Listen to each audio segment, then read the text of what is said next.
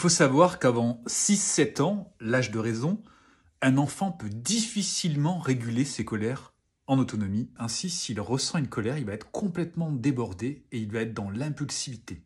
Une des manières de l'apaiser est par exemple de lui offrir un câlin qui va permettre justement de faire baisser son taux de cortisol via l'action de l'ocytocine. Et si l'enfant ne se laisse pas approcher, tout au moins on peut rester près de lui et garder la connexion. Mais surtout pas l'isoler. Parce qu'en fait, lorsqu'on isole un enfant qui ressent une grosse émotion, certes, c'est difficile à vivre pour le parent, et cela peut même, par contagion émotionnelle, faire ressentir aux parents de la colère, mais le fait de vouloir isoler l'enfant de force va avoir des conséquences qui sont les suivantes. Il va ressentir de l'humiliation, il va ressentir de la peur, parce qu'il aura été exposé à la colère du parent, et il va ressentir de la douleur. Parce qu'une étude a démontré en 2003 que le fait d'isoler de force quelqu'un, ce rejet social, déclenchait l'activation de zones du cerveau à l'identique de celle de la douleur physique. Donc la peur, l'humiliation et la douleur. Lorsqu'on habitue un enfant à être isolé, on va aussi lui envoyer ce message, c'est « si tu ne te comportes pas comme je te dis, je ne t'aime plus, je ne veux plus te voir ». Et il y a aussi ce retrait d'affection qui vient s'ajouter à ces trois problématiques. Ce qui est préférable est donc de garder la connexion avec l'enfant. Comme je le disais, lorsqu'un enfant ressent une émotion, il est vite débordé parce que son cortex préfrontal n'est pas encore en capacité de réguler ses propres émotions. Il a besoin d'un co-régulateur à ses côtés.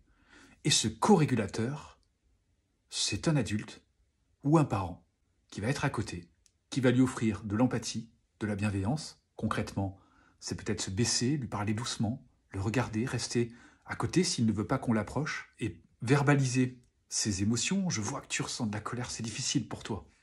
Même si l'enfant ne comprend pas les phrases qu'on est en train de lui dire parce qu'il est peut-être en pleine tempête émotionnelle, il va quand même percevoir la tonalité de ce qu'on lui dit et il va surtout ne pas ressentir la peur qu'on évoquait tout à l'heure lorsqu'on va employer un ton très dur et crier sur l'enfant. Et petit à petit, il va donc s'apaiser, parce que le calme va se transmettre de la même manière qu'il y a une contagion de la colère, le calme va se transmettre du parent à l'enfant. Donc il est préférable, plutôt que d'isoler l'enfant, de rester avec lui, voire même de le prendre avec nous et de se mettre ailleurs, là où il y a un peu moins de stimuli visuels ou sonores. Ainsi, l'enfant pourra reprendre plus facilement le contrôle de ses émotions grâce à un adulte à ses côtés. Une autre manière de procéder peut être de s'entraîner au calme, à des régulations émotionnelles, et peut-être même d'instaurer un espace émotionnel où l'enfant pourra se rendre s'il a besoin de retrouver son calme. C'est lui qui va décider. Ce n'est pas l'adulte qui va le forcer à y aller. Et là, c'est totalement différent parce qu'on est vraiment dans un apprentissage émotionnel. L'enfant va apprendre à identifier ses émotions, à les réguler et à les comprendre. Alors que si nous pratiquons le time-out, donc l'isolement forcé, le risque, c'est que l'enfant finisse par se couper de ses émotions, parce qu'il va comprendre que ses émotions ne sont pas acceptables.